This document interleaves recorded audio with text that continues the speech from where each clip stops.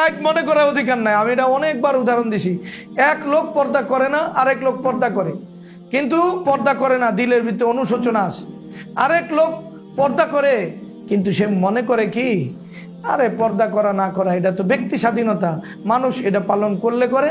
যে পর্দা করে ওর প্রতি ওর কোনো আকর্ষণ নাই, আর যে পর্দা ছাড়া খালি গায়ে হাঁটে ওর প্রতি ওর কোনো কি নাই, বিকর্ষণ নাই। বাকি আমার পছন্দ হয় পর্দাটা, আমি একটু পর্দাটা কইরা নেই, এজন্য সে পর্দা করে।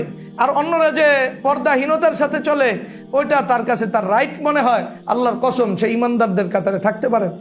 আর যে লোকটা পর্দা করে না, কিন্তু দিলের ভিতরে কি করতেছে, এগুলো থেকে বেড়ে আসা দরকার, বারবার চেষ্টা করতেছে, হোঁচট খাইতেছে, উঠতে আইতে চাইতেছে, ওই লোক পর্দা না করেও আল্লাহ তাআলার কাছে এই কথার স্বপ্ন দেখতে পারে, এই আশা করতে পারে, সেই ইমান নিয়ে দুনিয়া থেকে যাবে। এতটুকু আশা তার করতে পারে। কথা মনে হয় বোঝেন নাই? একজন অনুশোচনা আছে, হাই হাই পর্দা তো করাই লাগবে, আমি কি করতেছি।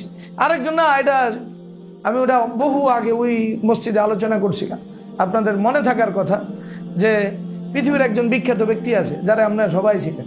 পৃথিবীর বিখ্যাত ব্যক্তি বলতে হইলো খারাপ ব্যক্তি, ভালো ব্যক্তিরা এখন আর বিখ্যাত হওয়ার সুযোগ নাই। হইলো এক শ্রেণীর মানুষের কাছে, দিনদারদের কাছে।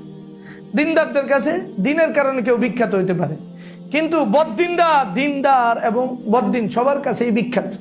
মনে করেন প্লেয়াররা সবার কাছে বিখ্যাত না, কার কাছে কুখ্যাত? কেউ কাছে না তো, বিশ্বাস করেন। যাই হোক, যে কথা বলছিলাম, যে ইন্ডিয়ার একজন লোক আছে, নাম হলো A.R. রহমান, চীনে নাম নেন। ওর আলোচনা করছিলাম, ওর একটা মেয়ে পর্দা করে, বুঝলেন নাই?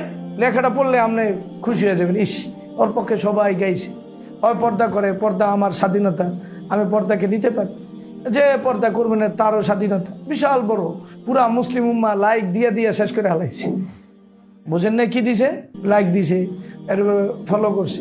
এই যে বিষয়গুলো, এটা কিন্তু আমাদেরকে অনেক বেশি ভাবায়, যে এই ফেতনার ভিতরে আমি পড়ে গেলাম। একজনে পর্দা পর্দা আমার পছন্দের, এই কথা বলার কারণে এত লাইক পেয়ে গেছে, পরের কমেন্টগুলো সে পড়ে নেয়। পর্দা এটা আমার স্বাধীনতা, আমি পড়তেই পারি, যে পর্দা করবো ওটাও তার স্বাধীনতা। তাহলে এই যে সে পর্দাটা করছে, আল্লাহর হুকুম মাইনা না নিজের শাহওয়াতকে মাইনা? এই যে বিষয়টা, পর্দা না করার প্রতি যদি ঘৃণা না থাকে, সে যতই পর্দা করুক, এই পর্দা তাকে ইমানদারদের কাতারে সামিল করবে না।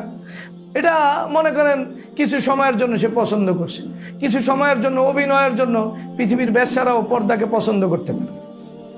কথাটা একটু শক্ত করলাম, মাফ করে দিয়ে, আপনার মাফ লাগবো না, আল্লাহ মাফ করেছে। তো যেই কথা বললাম, এই যে বিষয়গুলো, এই গ্যাপটা আপনাকে বুঝতে হবে।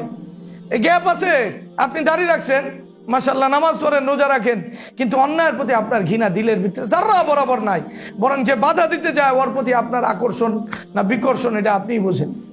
আকর্ষণ তো নাই, ওর প্রতি আপনি প্রতিবাদী। আপনি একটু চিন্তা করবেন আপনার ইমানের ব্যাপার। আমাদের ফয়সালার অপেক্ষা করেন না, অপেক্ষা করেন কিয়ামতের দিনের ফয়সালা।